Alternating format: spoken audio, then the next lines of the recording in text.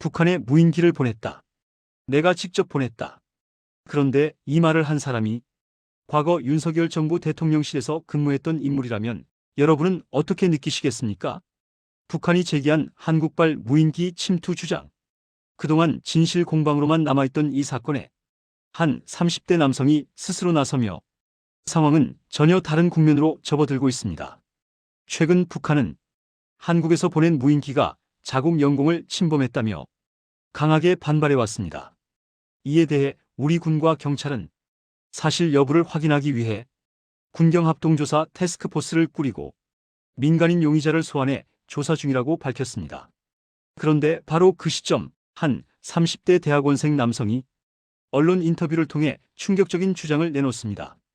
북한에 무인기를 보낸 건 바로 나다. 라고 말입니다. 이 남성은 서울의 한 유명 사립대 대학원에 재학 중인 30대입니다. 그는 언론 인터뷰에서 북한 평상군에 위치한 우라늄 공장에 방사선과 중금속 오염도를 측정하기 위해 무인기를 날렸다고 주장했습니다. 또 지난 9월부터 3차례에 걸쳐 무인기를 북한으로 보냈다고 밝혔고 무인기를 띄우는 과정에서 직접 촬영했다는 영상까지 공개했습니다. 영상에는 북한 평상군 일대의 모습이 담겨 있었다고 합니다. 이 남성은 우리 군 시설을 촬영한 적은 없고 문제가 될 거라고는 생각하지 못했다며 조만간 자진 출석해 조사에 응하겠다는 뜻도 밝혔습니다. 흥미로운 점은 군경합동조사팀이 밝힌 민간인 용의자와 이 남성의 주장이 완전히 같지는 않다는 점입니다.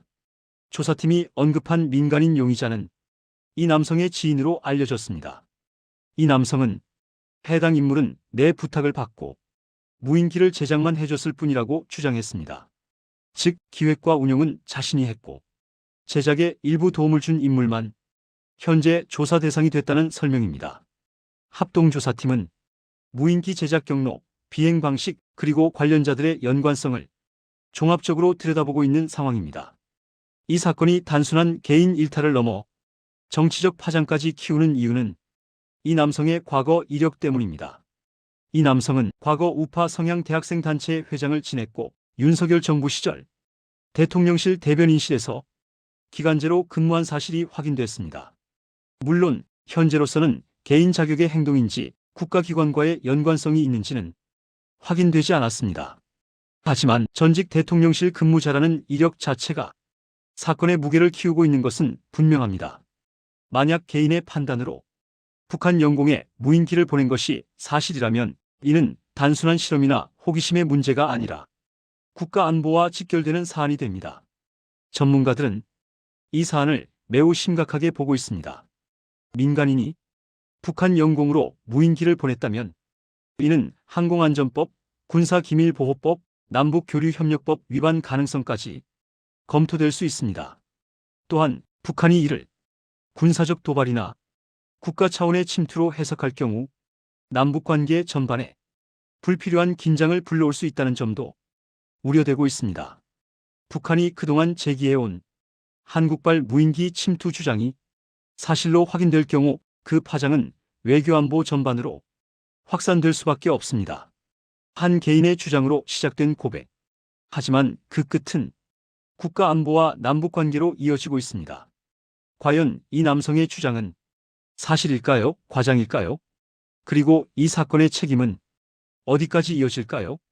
군경합동조사 결과가 나오기 전까지 이 논란은 쉽게 가라앉지 않을 것으로 보입니다. 여러분은 어떻게 보셨습니까? 개인의 환경 측정 목적이었다는 이 주장, 정말 믿을 수 있는 설명일까요? 아니면 민간인의 일탈로 보기엔 너무 많은 우연과 이력이 겹쳐 있는 건 아닐까요? 특히 과거 대통령실 근무 이력까지 드러난 상황에서 이 일을 개인 행동으로만 정리해도 되는지 여러분의 생각이 궁금합니다. 만약 이 주장이 사실이라면 책임은 누구에게 있어야 할까요? 무인기를 날린 사람일까요? 관리하지 못한 시스템일까요? 여러분의 의견을 댓글로 남겨주시기 바랍니다. 찬성 비판 어떤 생각이든 좋습니다. 이 사안, 여론이 분명히 남아야 할 문제입니다.